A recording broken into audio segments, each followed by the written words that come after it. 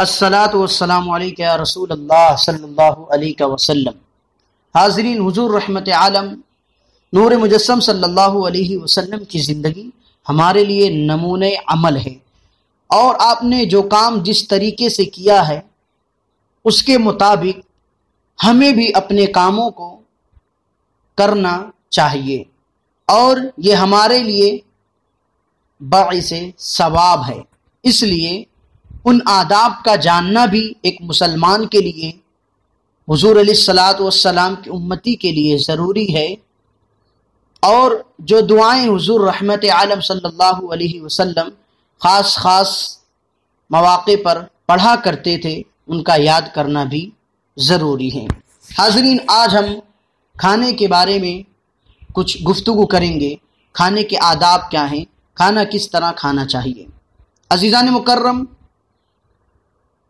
آج کل لوگ کیسے بھی کھانا کھا لیتے ہیں جو انہیں نفع نہیں پہنچاتا، لیکن اگر اس طریقے پر کھانا کھاتے ہیں تو کھانا ہمیں نقصان نہیں دے گا۔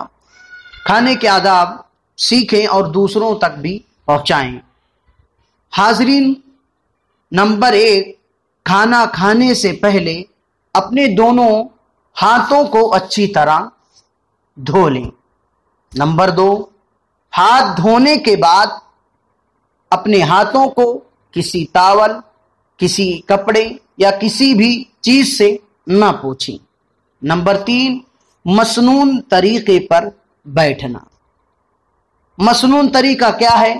بایاں پیر بچھا دیں اور دائنا کھڑا رکھیں، یا